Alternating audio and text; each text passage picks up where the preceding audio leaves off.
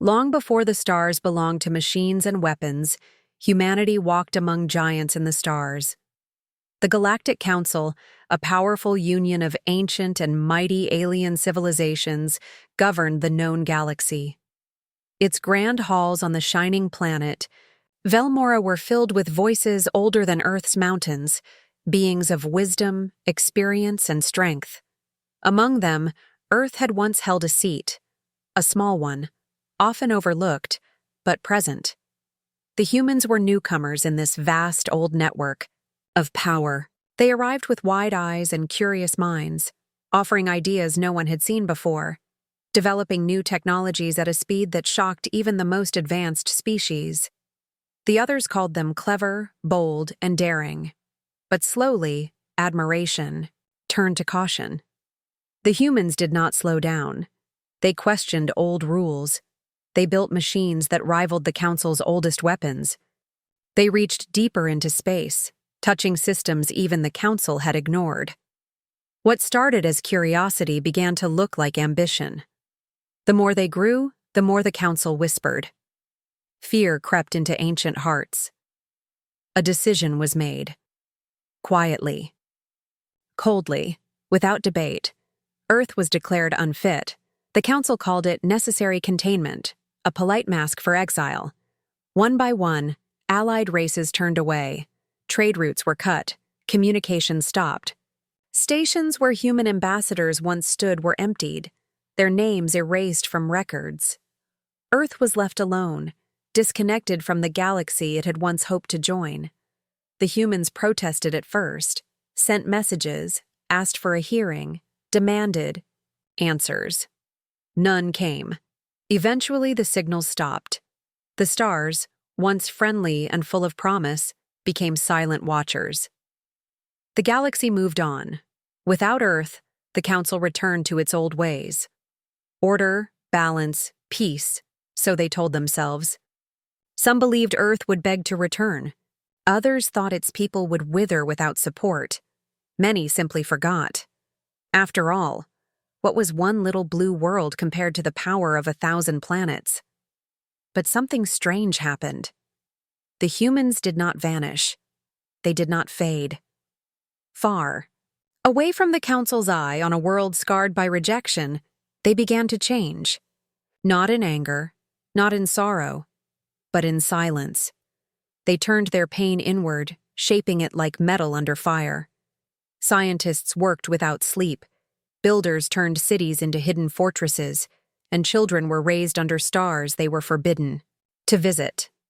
The exile that was meant to break them only made them harder. Earth grew quieter, but not weaker. No warnings were given. No signs showed what they were becoming. And then, just when the galaxy had fully forgotten them, just when the name human was more myth than memory, a signal blinked through the darkness. Simple, sharp, unmistakable. One word, spoken, in the old tongue of the Council. Return. The galaxy barely had time to remember who they had once cast out, before the skies began to change.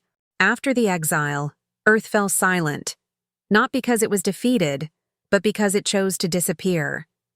While the Galactic Council celebrated the removal of a threat, the humans, now cut off and betrayed, vanished from all known space. No ships were seen. No transmissions heard. Entire systems where human explorers once roamed were left empty, as if they had never been there at all. But beyond the silence, behind the closed skies of Earth, something was happening. In deep underground, cities and orbital stations hidden within asteroid belts, plans were forming. The old world had ended, and something new was beginning to rise. Scientists and engineers, once respected across the stars, turned their knowledge inward. Weapons were designed not for defense, but for domination. Engines capable of folding. Space were tested in secret. Satellites once used for peaceful communication were now part of a global surveillance grid. The planet that had been abandoned by the galaxy became a forge of war. Generations came and went under this silent shadow. Children were not raised to dream of peace, but to prepare for purpose. From the moment they could speak, they learned history. Real history, not the twisted stories the Council spread. They trained in zero-gravity combat, studied alien languages, studied Council weaknesses, and memorized the star charts of every enemy system. Earth had become a military civilization hidden under a mask of silence. Every city was a bunker, every factory a lab, every mind sharpened like a blade. The betrayal had not been forgotten. It had become the foundation of a new identity. No longer citizens of the galaxy, the people of Earth were warriors of a single cause: return and reclaim. Meanwhile, far from Earth, the rest of the galaxy grew comfortable. The Council fell into habits of pride and complacency. Great empires that had once feared human progress began to scoff at it. They were too fast, some said.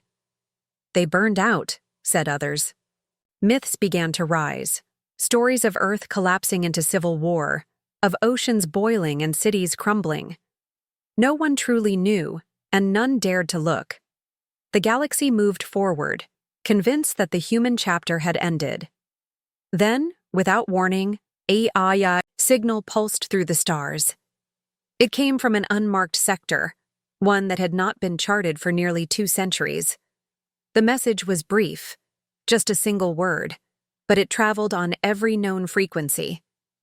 It struck the hearts of those who remembered with dread and those who had forgotten with confusion. The word came not as a plea, not as a question, but as a statement of absolute certainty. Return. In that moment, across 1,000 worlds, silence fell. Leaders turned to one another, unsure of what the signal truly meant. But those who had once stood in the council halls, the ones who had voted to cast Earth out, felt it like a ghost knocking on the door of history. Something had awakened, and this time it was not coming quietly. Velmora, the jewel of the galaxy and heart of the Galactic Council, awoke to a morning as bright and peaceful as ever. Twin suns rose over golden towers, casting long shadows on the crystal walkways below. Market squares buzzed with life. Aliens from hundreds of worlds mingled, traded goods, shared stories. Dancers moved through fountains of light, and the scent of exotic foods floated through the air. It was a day like any other, full of laughter and calm. Then, without warning, the light began to fade. At first, no one panicked. Heads tilted upward, expecting to see a passing storm, perhaps a stray asteroid. But what they saw froze the blood in every heart. The sky, once endless and clear, was now completely black, not from clouds, but from thousands upon thousands of ships. They stretched across the horizon like a second sky, blocking the suns, casting the world below into a strange twilight. Their hulls were smooth and dark, no markings visible except one, a single symbol burned into metal. Earth's long-forgotten insignia, now sharp and terrifying. No sound came from the fleet. No declaration, no message. Just silence and presence, as if the sky itself had grown angry. All communication systems on Velmora blinked with static, overwhelmed by jamming signals too advanced for Council tech to break. Panic spread like wildfire. Screams rose, transports scrambled, and security units attempted to form order, but nothing could stop the growing fear. The last time Earth had been mentioned in official records was generations ago, and now its return looked nothing like the humble civilization the Council had once scorned. Then, across every screen, every data panel, every broadcast device on Velmora, an image appeared. A human stood at the center, calm and commanding. His armor shimmered with unfamiliar tech, his face partly hidden beneath a silver helm. He didn't shout. He didn't demand. His voice was quiet, but carried the weight of 100 years of silence. In flawless galactic standard, he spoke one line: "We were cast out, and now we have returned." The message lasted only 5 seconds, but it shattered whatever calm still clung to the planet. The feed vanished. The skies remained dark. No ships moved. No weapons were fired. Just presence and silence. In the council tower, leaders watched, helplessly. The fleet did not attack, yet no one believed this was a visit of peace. This was power in its purest form, power that had waited in darkness, that had watched, that had prepared. The city lights began to flicker as Earth's ships continued to jam systems. In orbit, satellites shorted out. Defense grids failed. A planet that had never feared anything now trembled without a single shot fired. The shadow of Earth had returned, not as a visitor, not as a request, but as a force. And above Velmora, the sky itself no longer belonged to the Council. It belonged to the ones they had tried to erase. Inside the towering chamber of the Galactic Council, chaos cracked the walls of long-held order. Delegates from every corner of the galaxy, scaled, feathered, armored, glowing, gathered in panic beneath the ancient dome of stars. The air, once filled with calm debates and measured voices, now shook with fear and disbelief. Holograms of the human fleet hovered in the center, displaying row upon row of massive warships, each one unlike anything the Council had ever catalogued. Their size-dwarfed known dreadnoughts, and their technology seemed alien even to the most advanced species. Silence held the room for a brief moment, until the Arvalon representative, known for his deep wisdom and slow speech, finally broke it with a trembling whisper. They were never idle. That single sentence unleashed a storm. Fingers were pointed, voices raised, memories dredged up from the past. Some screamed that the humans should have been watched. Others insisted that exile was the right choice. A few, quietly and guiltily, admitted that they had once admired Earth's potential. But the truth settled on every face. The Council had not just failed, they had created the very threat that now darkened their skies. No one had expected a return like this. No one had imagined such complete dominance. The humans had not come, with diplomacy or warning. They had not asked for forgiveness or mercy. Instead, they had made a silent entrance, cutting off communications, jamming signals, and standing firm above the Council's greatest world without firing a single weapon. It was a demonstration that went beyond war. It was a message. Earth, no longer played by the Council's rules.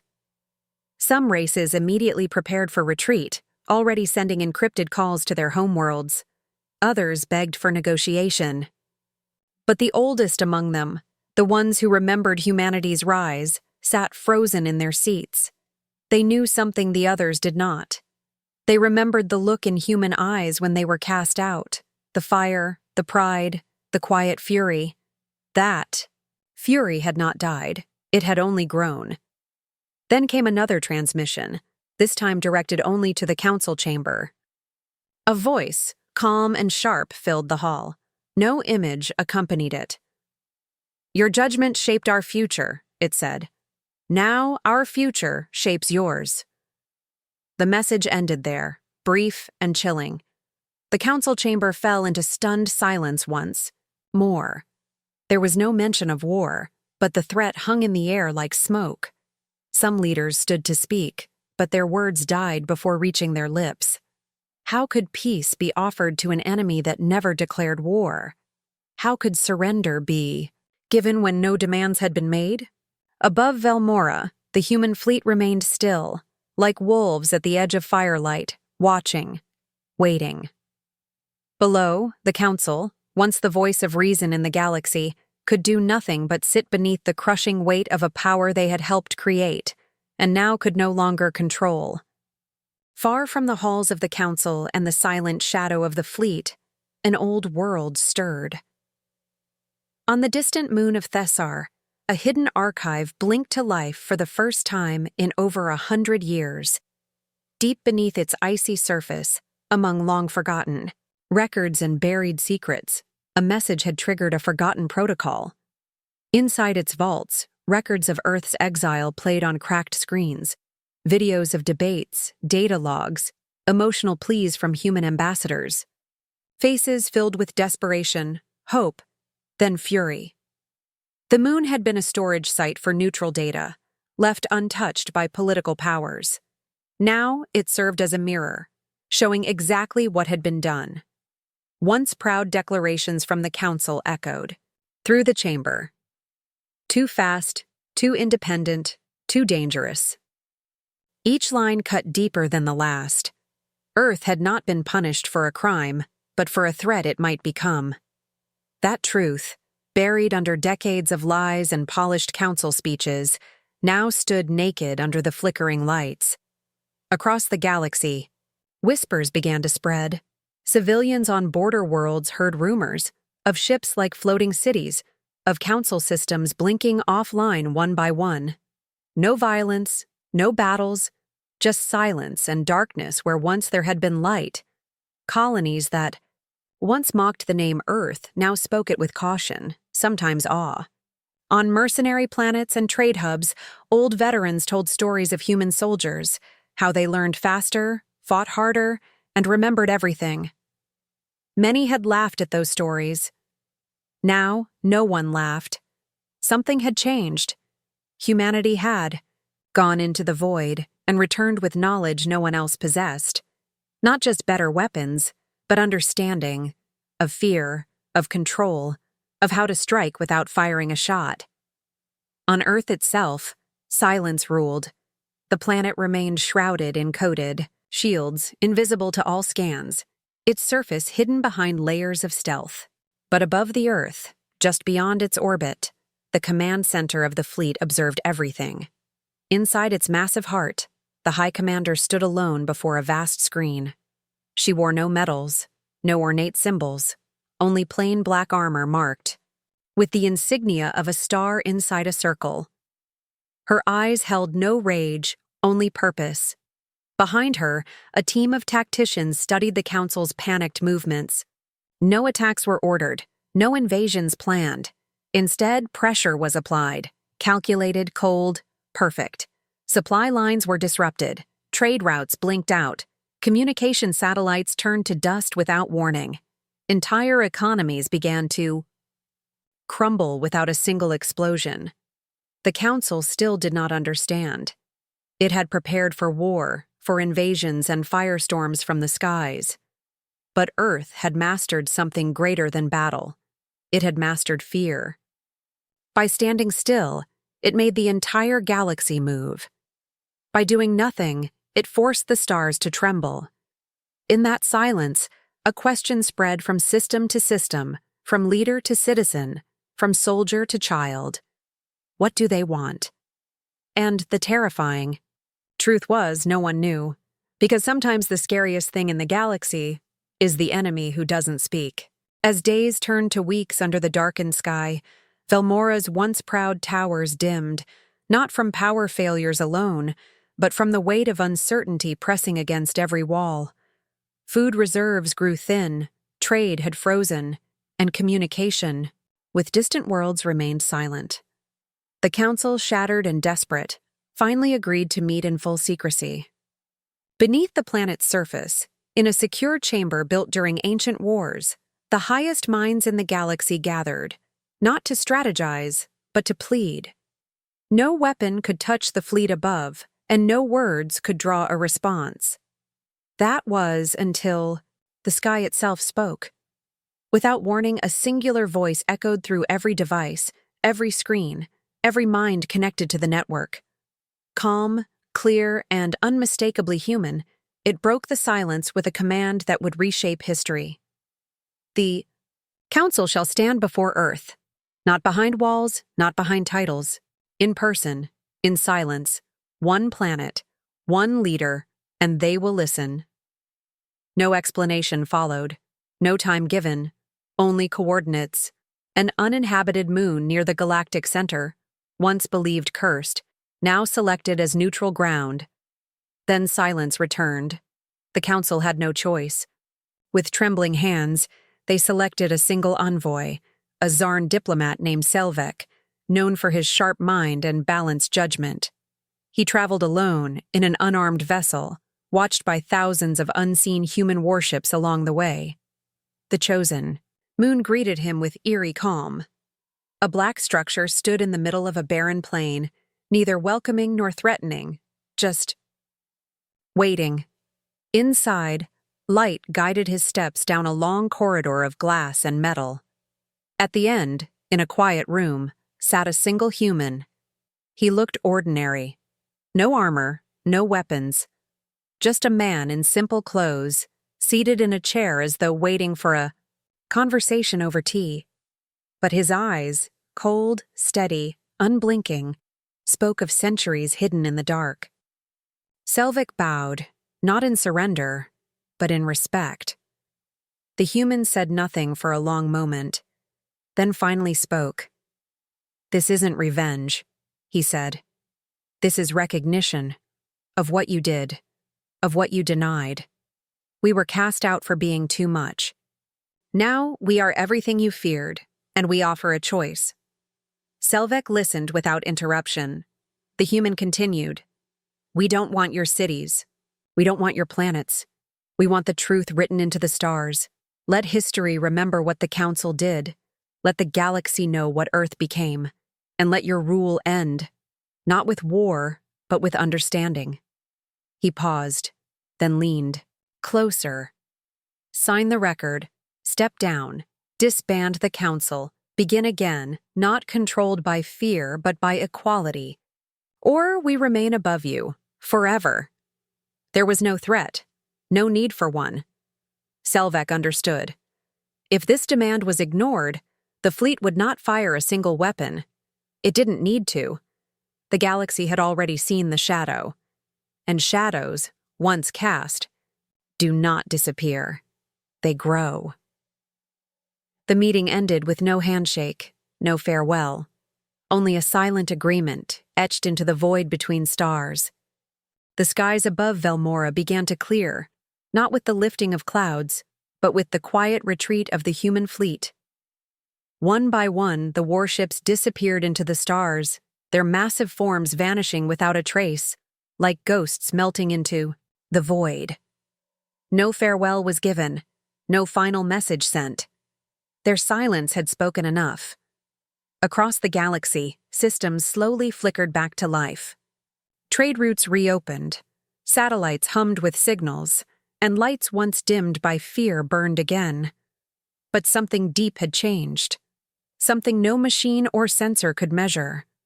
A shadow had passed over the stars, and its memory would never fade. On the Council world, the chamber stood empty. The banners of old authority had been taken down, and the seal of the Council removed from every hall. In its place, a new gathering began to form, not of the powerful, but of the willing. Leaders from lesser-known worlds, colonies long ignored, voices once silenced, all came forward to shape a new order. No single race led, no single system dominated. It was slow, fragile, and uncertain, but it was real. The old way had ended not in fire, but in silence. And from that silence, something new had been born. Selvek returned not as a hero, but as a witness. His words, spoken to his people and recorded for all to hear, became legend. "They never wanted to rule," he said. "They only wanted to be remembered as equals. We made them into shadows." They returned as giants, and in that shadow, we saw ourselves more clearly than ever before. His testimony became part of the Galactic Archive, shared in every language, broadcast on every world. Children learned of Earth not as a threat, but as a turning point. The day the stars were reminded of what power really meant. Far from the center of the galaxy, beyond the edge of known space, Earth remained hidden. Its people did not celebrate, did not raise flags or write songs. They simply watched the stars with calm eyes, knowing they had done what needed to be done. Not for vengeance, but for truth. Deep within the planet's orbit, the High Commander, stood again before her screen, this time watching the council world from a distance. A small smile touched her lips, not of victory, but of closure. Behind her, a child approached, a boy no older than 10, dressed in learning robes. He pointed at the stars and asked quietly, "Will they remember?" The commander looked at him, for a moment, then nodded. "They will. Not because we forced them to, but because we made them look up." And so the galaxy turned again, not ruled by fear, not broken by war, but reshaped by a people once cast out, who had returned not to conquer, but to remind the stars that every voice, no matter how small, could echo across time. And in that echo, the universe found its balance again.